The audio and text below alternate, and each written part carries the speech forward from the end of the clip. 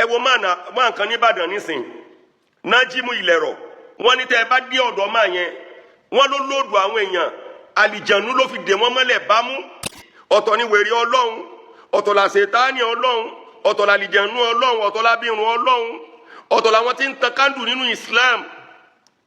ọ̀tọ̀ lèyí tí ń yí táyà láìsẹ́ pé yẹn ń sí èrè òkè wèrè làwọn tẹ́lẹ̀ náà bàbá wa ẹ dákun ẹ má jù lámbà mi mọ̀ lẹ́lẹ́mọ̀ ẹ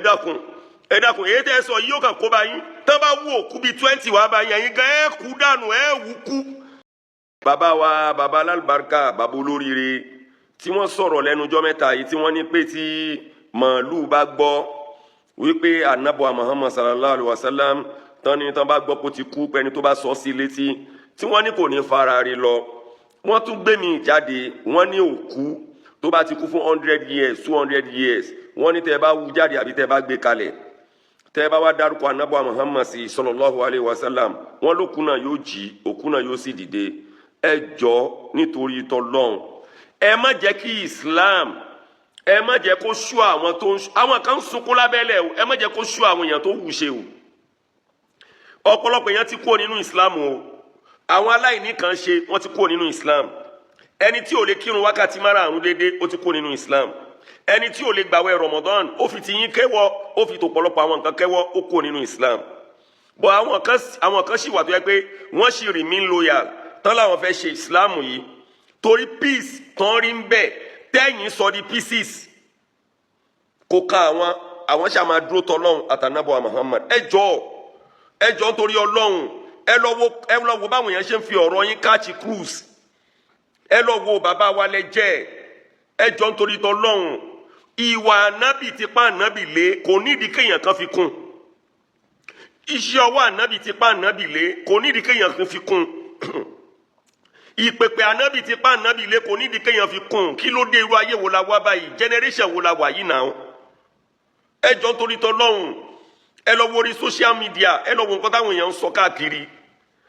ìkan lóhun ó lọ wú òkú grandma òun wú bọ̀ lọ́dọ̀ yín ìkan ló kú bàbá òun tó ti kú bàbá ńlá bàbá òun ó lọ wú nítorí òun fẹ́ kán sì wà láàyè kẹ bá òun porúkọ ànábì sí i bàbá tí wọ́n bá gbókú àwọn pípù ìwá sọ́dọ̀ yín sẹ́yìn gan ẹ̀ ní wúkú ni ẹjọ́ oorun yóò ṣù yín náà in tó kàkọ́ leléyìí gbogbo ẹ̀yin tẹ́ ẹ rán àwọn èèyàn kan máa bú mi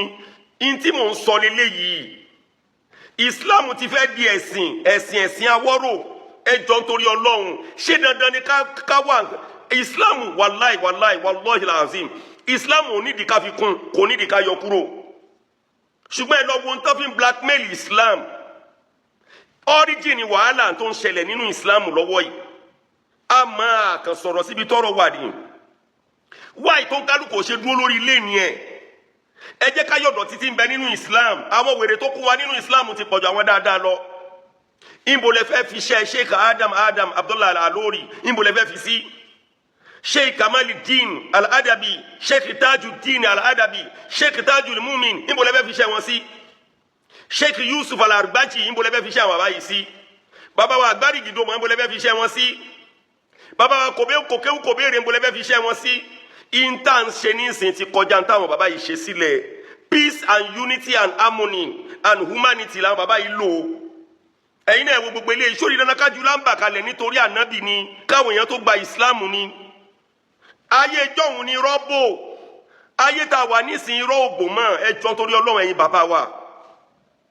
ẹ jọ̀ọ́ nítorí Ọlọ́run now ẹ wo máa kan ní Ìbàdàn nísìn Najeemu Ilẹrọ tí Oríyọmí Hamzat ti post ó sì wà lórí mátà yẹn nísìn ṣé ẹ mọ̀ pé mùsùlùmí tiwa náà ni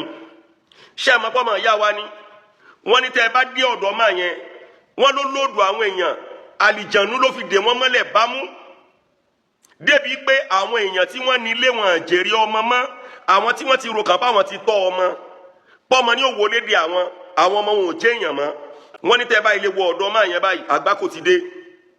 kò ní àwọn ọmọ tó bá wọbẹ̀ ò ní gbọ́ ti bàbá mọ́ wọn ní gbọ́ ti tìyá mọ́ tẹ́ ẹ bá tún wá dákọ̀ máa Najeemu Ilẹrọ yẹn tẹ́ ẹ bá dákọ̀ àwọn yóò ní ha ẹ ti ṣe rí ibù ẹ ti wọjá àná mọ́ ha aráyé rọrùn lẹ rí Najeemu Ilẹrọ láráyé rọrùn o ẹ̀yin náà wò ó wọ́n ní Najeemu Ilẹrọ yẹn yóò sọ pé òun kọ̀ǹtró Ọlọ́run òun kọ̀ǹtró ànábì báyìí lòun nìkan ṣe gbogbo nǹkan tí mò ń sọ fẹ́yìn eléri ibú ẹni òfò ẹni àdánù tẹ́ ẹ̀ èèyàn kan máa bú mi tẹ́ ń takò mí lélẹ́yìí pé ṣé eléyìí yẹ nínú Islam ẹ wá sọ pé mi lọ́tà Islam ṣé mi lọ́tà Islam ni àbẹ́yìn talẹ́lẹ́rí ibú talẹ́lẹ́ni òfò nínú ẹ̀yin àtẹ̀mí ẹ̀yin náà wò nísìn assuming bóyá mo jẹ́ lẹ́bọ mo jẹ́ kristẹni mo jẹ́ alálìjẹ̀nu àbí mo jẹ́ nǹkankan ẹ pè mí wá nínú Islam mo wá wọnú ẹ̀sìn yín tán mo wá ráṣìírí tí ń bẹ́ẹ̀ wípé fake life ló pọ̀ jù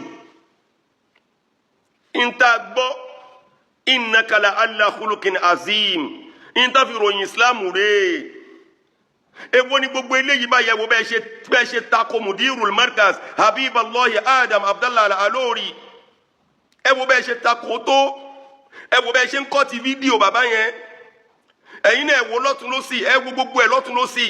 ọ̀tọ̀ ni wèrè ọlọ́run ọ̀tọ̀ la ṣètáni ọlọ́run ọ̀tọ̀ la lìjẹ̀nú ọlọ́run ọ̀tọ̀ la bírun ọlọ́run ọ̀tọ̀ làwọn tí ń tan kándù nínú Islam ọ̀tọ̀ lèyí tí ń yí táyà láì ṣe pé yẹn ń ṣí èrè òkè wèrè làwọn tẹ́lẹ̀ náà tán yí táyà lórí pé àwọn ń ṣe Islam ẹ jọ nítorí ọlọ́run ẹ wá lèmi ẹ ṣe mùsùlùmí kọ̀ọ̀kan mi yálà ìyá yín àti baba ńlá baba yín kọ́ ló wẹ̀ mí sínú mùsùlùmí ẹ̀yin sì kọ́ ni bàbá mi àti ìyá mi but what I'm saying is ṣé Islam ò pé mọ́ ni ṣé Islam ò kì í ṣọ̀nà ni ṣé Islam ò kì í ṣẹ̀sìn ọ̀la ni ẹ wo Najeemu Ilẹrọ ẹni sìn wọ́n rò níbàdàn Oríyọmí Hamzat ti ròyìn kó ti ba yí àwọn ọmọ ọlọ́mọ jẹ́ ọ̀pọ̀lọpọ̀ òbí mi wọ́n ṣòfò kú ọ̀pọ̀lọpọ̀ òbí mi pàdánù kú ọ̀pọ̀lọpọ̀ òbí mi ìṣeré ibú kú nítorí pé àwọn ọmọ wọn há sí lọ́wọ́ ẹ jọ̀ọ́ ẹ̀yin àáfàá wa àwọn ọmọ tí ń bẹ lábẹ́ yín bò lẹ ṣe ń ṣayé wọn ẹ̀yin ṣéwù wa àwọn ẹni ẹlẹ́ni tí wọ́n ń retí pé káwá wọlé dé àwọn táwọn bá kú tán bò lẹ ṣe ń ṣayé wọn ṣé Islam lẹ ń ṣe ni àbí èwo àbí slow pocket lẹ ń ṣe ẹ wá lè mi jọta Islam ẹ̀yin náà wo nísìnyẹn wo bàbá tó tún jù kan lẹ̀ nísìnyẹn tó bá jẹ́ bẹ́ẹ̀ sà bàbá ẹ má bínú sá o bàbá àtẹ̀mí Àkànbí tù gangan original tó kú ẹ jẹ́ ń lọ hu nínú sàárè kẹ́ bá ń porúkọ ànábì sí tí bàbá yẹn ò bá jí dìde máa plug in mọ́ transformer ni o kí ló dé báyìí tẹ́fẹ́ bá Islam jẹ́ Sheikh Adam Abdallah Alori àwọn àrólé yín ẹ mọ́ wòran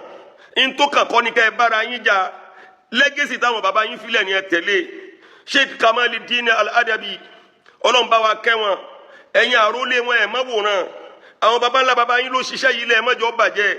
Sheikh Yusuf Al-Argbaji ẹ̀ mọ́jọ́ bàjẹ́ nítorí ọlọ́run ẹ̀ mọ́ wòran wèrè ti kúnlé ayé báyìí àsìnwé ti kúnlé ayé dìdìrín òpónú ọ̀dẹ ti kúnlé ayé ẹ̀ mọ́jẹ́ sí Islam wọn bàjẹ́ báyìí